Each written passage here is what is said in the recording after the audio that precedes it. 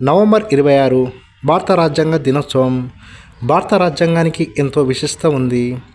పరిపాలనా అంశాలే కాకుండా స్వేచ్ఛ, సమానత్వం, హక్కులు, సామాజిక, ఆర్థిక భేదాలు, వివక్ష లేకుండా ప్రజలను దేశంగా కలిపి ఉంచడంలో రాజ్యాంగానికి ఎంతో కీలక పాత్ర.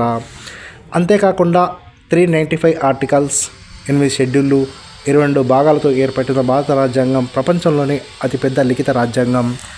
గత 7 దశాబ్దాలుగా జరిగిన మార్పుల్లో ప్రస్తుతం భారత రాజ్యాంగంలో 448 ఆర్టికల్స్, 12 షెడ్యూల్స్, 25 భాగాలు ఉన్నాయి. అయితే భారత రాజ్యాంగ దినోత్సవాన్ని ప్రతి ఏడాది నవంబర్ 26న నిర్వహిస్తారు.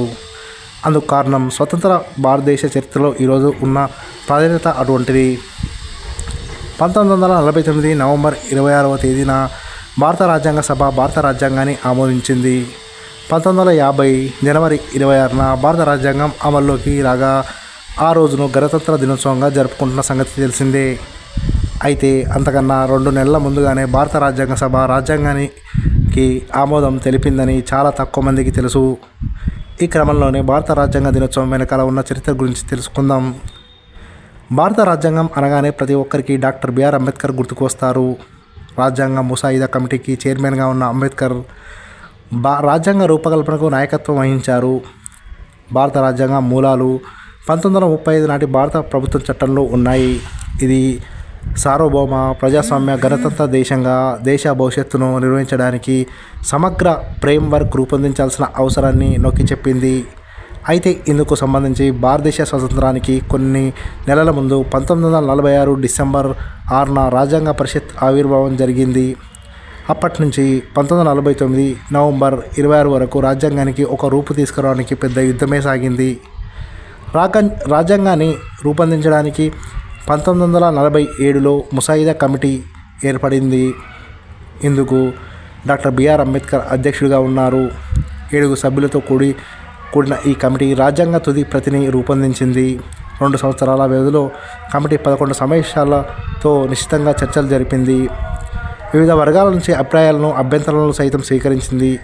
రాజ్యాంగ రచన పూర్తి కావడానికి మొత్తం 2 సంవత్సరాల 11 నెలల 18 రోజులు పట్టింది.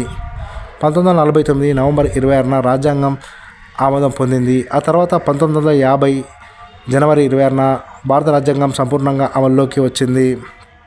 అయితే భారత రాజ్యాంగ దినోత్సవం అనేది 1950 నుంచి జరుపుకోవడం లేదు.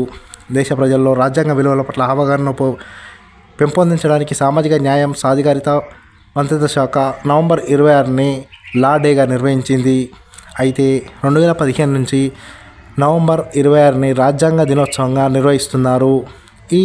ఆ ఏడాది అంబేద్కర్ 125వ జయంతి జరగడం, రాజ్యాంగ విలువలను ప్రోత్సహించాలనే ఉద్దేశంతో రాజ్యాంగం ఆమోదం పొందిన నవంబర్ 26ను రాజ్యాంగ దినోత్సవంగా నిర్వహించడం మొదలుపెట్టింది.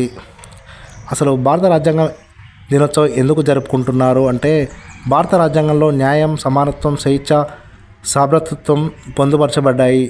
దేశంలోని ప్రతి పౌరులకు రాజ్యాంగ విలువలపైన అవగాహన కల్పించేలా రాజ్యాంగ దినోత్సవాన్ని జరుపుకుంటున్నారు. ప్రజాస్వామ్యం, జాతీయ సమైక్యత సూత్రాలను పటిష్టం చేస్తూ డాక్టర్ బిఆర్ అంబేద్కర్ రాజ్యాంగ పరిషత్ చేసిన కృషిని స్మరించుకునేందుకు ఉపయోగపడుతుంది. పౌరులు తమ పౌర బాధ్యతలను, రాజ్యాంగం అందించిన హక్కులను గుర్తించేందుకు ఒక రిమైండర్గా పనిచేస్తుంది. ఫ్రెండ్స్, ఈ వీడియో కనుక నచ్చినట్లయితే లైక్ చేయండి, షేర్ చేయండి, సబ్స్క్రైబ్ చేయండి.